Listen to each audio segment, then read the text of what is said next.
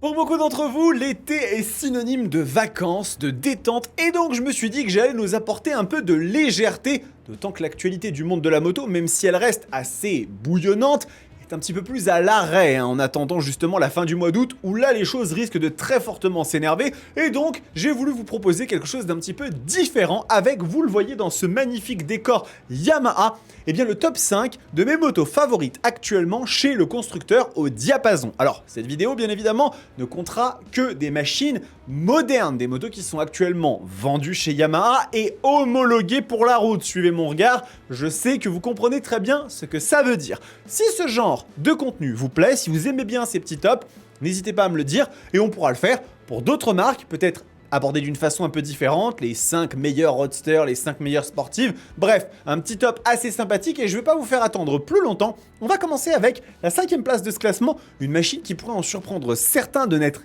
que à cette place-là, mais à mon sens, elle le mérite et en même temps, elle doit rester à ce niveau-là pour un certain nombre de raisons.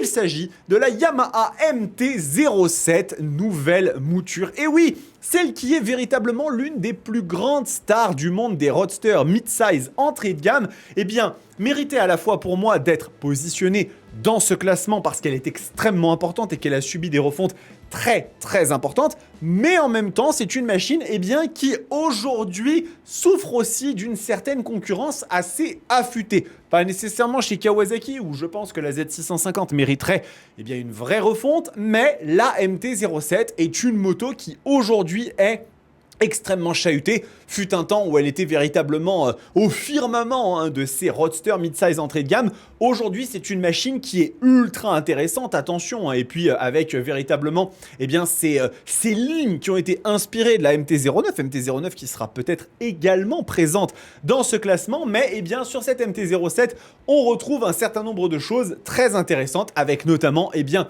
le moteur CP2 qui fait 74 chevaux, ce style un petit peu comme ça minimaliste et toujours MT, un Master of Torque qui continue à faire fureur tant pour les uns que pour les autres. Il y a ceux qui aiment et ceux qui détestent. Et avec, eh bien, sur ce nouveau modèle, pas mal de nouvelles choses en termes d'électronique, comme le mode de conduite IRC, le contrôle de traction qui peut être désactivé, la techno d'amplification acoustique avec les petites grilles comme ça au niveau du réservoir, directement inspiré eh bien, de la MT-09. Mais la MT-07, c'est aussi une machine qui a su évoluer au niveau, on va dire, de sa partie cycle. Il y a beaucoup de choses qui ont été modifiées sur cette machine et on va retrouver notamment eh bien, des suspensions réglables ultra réactives, comme Yamaha aime le dire, avec notamment une fourche inversée, des étriers radio 4 pistons, chose qui n'était pas nécessairement présente sur les anciens modèles. On a les fameuses jantes Spin Forged qui font eh bien, gagner pas mal de poids sur la balance et du coup, eh bien, cette moto, elle a quand même pour elle pas mal de caractéristiques qui sont plutôt chouettes. Le moteur, il est vrai, ce CP2 aujourd'hui mériterait à aller un petit peu plus haut en termes de performance parce que c'est vrai que 74 chevaux, ça reste intéressant, mais il y a quand même pas mal de concurrentes. Je pense notamment à la Hornet 750, mais aussi à la GSX 8S. On peut évoquer également toutes les machines du côté chinois avec la 800 NK, avec les fameuses SRK 800 que j'avais eu l'occasion de tester, qui sont quand même des motos beaucoup plus dotées en termes de puissance. Alors il est vrai que pour les permis A2, on va surtout parler de la façon comme la machine est bien bridée ou non. Et là-dessus, la MT-07 est extrêmement bien dotée. Mais c'est vrai qu'effectivement, elle reste uniquement à la 5e place du classement parce que la concurrence est très rude. Ça reste une super moto si vous voulez un jour passer chez Yamaha pour votre permis A2 par exemple. Ça reste extrêmement conseillé. La prochaine, elle va faire un petit peu ruer dans les brancards. Il y en a certains qui vont regarder ça et se dire mais comment peux-tu mettre cette moto à seulement cette position ? Eh bien c'est tout simplement parce que c'est une machine extrêmement intéressante, prometteuse même si je n'ai pas eu l'occasion de l'essayer, mais surtout c'est une moto qui a souffert de pas mal de petits soucis à son lancement. Je pense que vous savez déjà de quoi je vais parler. Nous allons évoquer la Yamaha R9, la nouvelle sportive homologuée la plus puissante chez Yamaha. En effet, ça c'est une constatation qui risque de faire mal à un certain nombre de personnes, mais oui, aujourd'hui, la Yamaha R9 est la moto la plus puissante dans la catégorie des sportives chez le constructeur au diapason, puisque vous le savez, la R1 et la R6 ne sont plus commercialisées, tout du moins uniquement en version race. Donc on va retrouver bien évidemment des lignes qui sont extrêmement proches des deux autres sœurs sportives, avec, il est vrai quand même, sur cette moto, une gueule qui fait plaisir. La moto est super agressive, ça y a aucun problème. On a le moteur CP3, donc on va retrouver ce 3 cylindres en ligne brillant. Un des meilleurs moteurs de l'industrie, à n'en pas douter, il a très bien survécu à l'épreuve du temps. C'est un moteur qui est rempli en bas, qui envoie aussi en haut, qui à mon sens d'ailleurs est un moteur plus réussi pour l'usage quotidien, on va dire, que celui d'une Street Triple, qui est beaucoup plus pointu. On va avoir une partie cycle qui est irréprochable, avec notamment la suspension Kayaba entièrement réglable, des étriers Brembo Stylema, donc c'est une machine qui est très premium à ce niveau-là. Et puis, du coup, quand on va regarder un petit peu ce qui la distingue, on a notamment ce cadre Delta Box, qui est le plus léger jamais réalisé pour une sportive chez Yamaha. Et ce cadre, c'est justement la raison pour laquelle la R9 n'est que à la 4e position de ce classement, parce que c'est lui le grand coupable des problèmes de la Yamaha R9. La raison pour laquelle la machine a été aussi difficile à obtenir, et elle est encore, c'est en raison des difficultés de création et d'approvisionnement de ce cadre où, selon ce que raconte la légende, l'un des partenaires de Yamaha avait du mal à produire des cadres fiables et donc on entendait des bruits comme quoi un cadre sur 4, un cadre sur 2 sortait non fiabilisé et donc ça empêchait la fabrication de machines à un volume suffisamment important. Bon, ça ne change pas le fait quand même que la Yamaha R9 est une moto fantastique sur ce que j'en ai entendu en termes de tests, etc. C'est une excellente bécane et qui a aussi beaucoup de technologie avec toute la panoplie d'assistance qu'on pourrait retrouver sur des motos beaucoup plus puissantes comme la R1 avec une centrale inertielle à 6 axes, du contrôle de traction, du shifter, contrôle de la glisse, du freinage, etc. Ici, vous l'avez dans une édition anniversary qui est vraiment magnifique. Elle reprend l'écran TFT de la MT-09, ce nouvel affichage qui a vraiment extrêmement plu. Et puis, on va avoir également sur cette moto pas mal de petites choses intéressantes comme le shifter de 3e génération qui permet notamment de downshifter alors que vous accélérez et inversement. Ça, c'est des choses que sur un shifter normal, vous ne pouvez pas faire. Le tout à un tarif de 13 700 €. Écoutez, il est vrai qu'effectivement, la catégorie est chahutée au niveau des sportives mid-power, vous savez comme j'aime bien les appeler, mais il est vrai que d'un autre côté, en termes de prix, la Yamaha R9 reste une machine extrêmement intéressante parce que Panigale V2, c'est beaucoup plus cher. 990 RCR chez KTM, c'est la même salade. Et on va retrouver une SRK 921 RR qui pourrait un peu lutter en termes de prix, mais absolument pas en termes d'aura, de réseau, de SAV. Là-dessus, QJ Motor a encore toutes ses preuves à faire. Donc, moi, ce que j'ai envie de vous dire, c'est que si vous trouvez une Yamaha R9 et que vous pouvez l'acheter, je pense pas que vous partez sur un mauvais truc. Encore faut-il les trouver. Et c'est pour ça que la moto n'est que à cette 4e place. Mais maintenant, on va parler d'une moto à la 3e place qui, elle, par contre, il n'y a pas de mal à en avoir en neuf, à peu près. En occasion, par contre, c'est un autre problème, tellement cette machine, elle est ultra populaire et demandée. Il s'agit de la Yamaha Tracer 7. Et oui, j'ai décidé de placer le trail dérivé de la MT-07 à une position encore plus élevée que sa sœur Roadster, tout simplement parce que cette bécane, elle est ultra populaire, ultra demandée, et il est vrai, ultra réussie dans cette dernière version, puisque la Tracer 7, dans cette nouvelle mouture, emprunte finalement les codes esthétiques, mais aussi technologiques et les évolutions qu'on a pu avoir sur la MT-07. Elle est notamment pourvue du YAMT, la boîte de vitesse automatique, chose que je n'ai pas mentionnée sur la MT-07, mais c'est le cas, ça fait partie des choses qui peuvent être extrêmement intéressante pour qui aime ce genre de choses. Et puis bien évidemment, elle se décline en plusieurs versions. Vous avez notamment la version GT qui intègre pas mal de choses en plus de l'éclairage, le YAMT, le fameux écran. On a beaucoup de choses très sympas sur cette Tracer 7 qui reste aujourd'hui une machine fondamentalement plus polyvalente que la MT-07, mais dans un cadre qui est moins cher, on va dire, moins onéreux que celui d'une Tracer 9 qui, elle, est vraiment un peu plus dans le haut du panier avec le CP3. C'est une bécane extrêmement sympa, très bien réussie, avec un gros réservoir de 18 litres. Vraiment, alors bon, Pourquoi est-ce que c'est pas une moto qui est forcément un peu plus haut? Parce qu'il y en a certaines que je considère meilleures. Et puis aussi parce qu'effectivement, en termes de performance, de puissance, ça reste une machine avec seulement 74 chevaux. D'autant plus qu'elle est un peu plus lourde quand même que la MT-07. On est quand même ici sur cette moto à 206 kg en version YAMT. Donc là où la MT-07, on pardonnait un petit peu plus, c'est vrai que sur cette moto,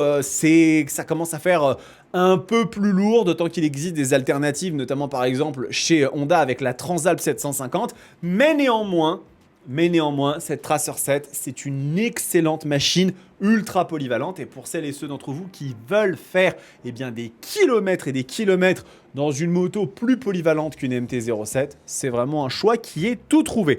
Et la transition, elle est toute trouvée aussi, puisque finalement, en deuxième position, je ne vais pas changer une équipe qui gagne. On est sur quelque chose qui est extrêmement abouti avec la Tracer 7. On va pousser tous les curseurs, on va même en casser quelques-uns en allant chercher ni plus ni moins que la moto la plus technologique du Japon et très probablement l'une des plus technologiques au monde avec la Yamaha Tracer 9. Et oui, celle qui déjà dans sa version précédente écrasait la concurrence de par un nombre hallucinant de fonctionnalités, revient dans une version encore plus poussé, c'est littéralement écraser la concurrence à tous les étages. La Yamaha Tracer 9, c'est une moto exceptionnelle. Je n'ai pas d'autres termes à lui donner. Une machine très prisée et malheureusement très volée aussi, extrêmement bien placée dans les ventes en France depuis des années et des années. Et donc, elle revient. Ici, je vous présente la version GT+, mais comme d'habitude, elle existe en 3 modèles, standard, GT, GT+, chacune avec des dotations spécifiques. Et alors là, c'est la fête, mais c'est la fête. Il y a tellement de trucs à dire. On va avoir notamment le tout nouveau phare matriciel à LED, une nouveauté mondiale, quelque chose qui n'existe que sur cette moto. Vous avez des caméras qui équipent en fait les phares et qui détectent si quelqu'un vient en face et éteint une partie des phares parce que c'est des petits picots de LED et donc ça permet de ne pas aveugler un automobiliste ou un motard qui viendrait en sens inverse, mais de vous laisser en plein phare. Bref, c'est un délire complet. Le YAMT, qui est désormais maintenant présent sur énormément de machines de la gamme. On a un radar équipé d'un régulateur de vitesse adaptatif, radar à ondes millimétriques. Donc ça, c'est plus efficace dans des conditions adverses avec de la pluie, de la neige, du brouillard, du sable, ce que vous voulez, ça marche du tonnerre. On a un écran gigantesque avec la navigation Garmin intégrée. Sur la version GT+, on a les suspensions électroniques, on va avoir toute la bagagerie, on a du Hill Start Control. On a un nombre de trucs sur cette machine, c'est un délire. Et bien évidemment, le prix s'en ressent, on est à 19 000 €. Mais clairement, aujourd'hui, si je devais choisir entre une Kawasaki Versys 1100 et une Yamaha Tracer 9 GT+, mon choix, il est vite fait. La Versys, c'est un moteur qui est vraiment cool, mais en termes de dotation, en termes de technologie, la Tracer 9, c'est un très vaste délire. Et je le dis, il n'existe pas aujourd'hui de moto japonaise qui lui arrive au début de la cheville en termes de technologie. Elle écrase littéralement tout le monde sur son pays. Et dans le monde, franchement, il faut se réveiller extrêmement tôt pour sortir une artillerie aussi violente. Il faut s'appeler BMW, il faut s'appeler Ducati, avec des spécificités un peu différentes. Mais franchement, la Tracer 9, c'est une moto exceptionnelle. La seule chose, c'est qu'il va avoir une très très bonne assurance qui vous couvre contre le vol. Parce que sur cette moto-là, c'est quasiment garanti. Et bien la dernière moto, finalement, la première, celle qui est dans mon cœur, ça ne surprend personne. Ça ne surprend personne parce que vous le savez, vous connaissez les catégories de machines qui me plaisent. Et cette moto, je l'adore, tant par ce qu'elle m'a apporté lorsque je l'ai testée pour la première fois, que tous les modèles qu'elle possède. Elle a une gamme très très vaste. C'est une machine qui aujourd'hui incarne peut-être le mieux l'esprit de chez Yamaha avec l'évolution globale de l'entreprise, avec la disparition de la R1 et de la R6 qui, on l'espère, reviendront un jour, et la très regrettée MT10 bien évidemment. Et donc, à la première place de ce classement, mesdames et messieurs, nous allons retrouver la Yamaha MT-09, et oui, le roadster 3 cylindres en ligne qui est définitivement, à mon sens aujourd'hui, la meilleure moto chez Yamaha. Et je vais vous expliquer pourquoi, bien évidemment. Alors, il faut savoir que la MT-09, j'ai une histoire un peu particulière, un peu rigolote avec, puisque c'est la première moto que j'ai pu tester lors d'un essai presse international. J'étais parti à Lanzarote, invité par Yamaha France pour la découvrir, et j'ai été bluffé par cette machine. Alors, à l'époque, c'était la version standard que j'avais testée avec cette magnifique couleur Ice Storm qui encore aujourd'hui est, à mon sens, très très réussi. J'adore le mariage de ce gris, de ces jantes bleues, un peu bleu bébé, voilà, ce bleu très, très fort. Et c'est une moto qui vraiment garde toutes les caractéristiques qui ont fait la MT-09 à son début, à savoir le CP3, ultra joueur, ultra agréable, du couple à tous les régimes, c'est hyper sympa. Vous avez le YAMT désormais, donc vous pouvez l'avoir en boîte de vitesse directement automatisée. Et puis, on va avoir aussi la MT-09 SP, qui est la version haut de gamme, qui vient vraiment aujourd'hui se battre avec les meilleurs de sa catégorie, mais avec un rapport qualité-prix ultra intéressant, si on va regarder un petit peu, parce que ça mérite quand même qu'on s'arrête dessus. Une MT-09 SP est aujourd'hui commercialisée à 12 700 €. Et à ce tarif-là, vous avez 119 chevaux du CP3, vous avez une fourche Kayaba réglable dans tous les sens, des étriers Brembo Stylema, une technologie ultra poussée, dont notamment du démarrage sans clé, le fameux écran TFT 5 pouces qui a été d'ailleurs inauguré par cette machine. Ici, les petites grilles acoustiques d'amplification ne sont pas là pour faire joli, on entend vraiment le CP3 ronronner et on va retrouver un équilibre global sur cette moto qui est ultra bon. Il existe bien évidemment des motos qui peuvent concurrencer la MT-09 et la MT-09 SP dans leur segment, mais ce sont souvent des motos qui sont beaucoup plus chères. Typiquement, par exemple, une 990 Duke, c'est une bécane qui est ultra cool, jamais je remettrai ça en question, mais en termes de rapport qualité-prix, la MT-09 SP, elle continue à faire un boulot qui est exceptionnel. Et puis, il est vrai qu'effectivement, le moteur CP3, moi, je trouve que encore là, il montre à quel point il est bien né, il a été bien conçu, puisqu'il conserve l'intégralité de ses chevaux et de ses valeurs de couple depuis 2014. Il n'a rien perdu. Peut-être qu'effectivement, il est un petit peu plus aseptisé aujourd'hui, plus linéaire. Ça reste toujours une merveilleuse usine à sensations. Et c'est la raison pour laquelle cette MT-09 est pour moi, dans mon cœur à tout jamais. Voilà ce petit top 5 des machines chez Yamaha. Alors, j'ai commencé avec une marque où il est vrai, soyons honnêtes, Yamaha aujourd'hui, leur gamme est restreinte, il y a des motos à rêve qui ont un peu disparu, mais c'était un bon échauffement, je trouve. Vous allez me dire ce que vous en pensez. Et maintenant, est-ce que vous aimeriez voir d'autres tops un peu comme ça de mes machines préférées chez Kawa, chez Honda, Ducat, Aprilia, etc. Peut-être pas seulement en neuf, mais aussi peut-être en occasion. Alors après, moi, mon expérience moto, elle ne s'étend pas non plus à il y a 30 ou 40 ans en arrière. Donc, je vous parlerai de mon expérience personnelle. Mais si c'est quelque chose qui peut vous intéresser, n'hésitez pas à me le dire. Et puis, écoutez, on va se retrouver très rapidement, parce que quoi qu'il advienne, moi, je vous lâche pas pendant tout l'été. Je ne pars pas en vacances. Donc, vous aurez le droit à vos petites vidéos régulières, qu'il s'agisse d'actualité ou de ces petits tops. Et en attendant, les amis, prenez soin de vous, kiffez vos bécanes. Ciao!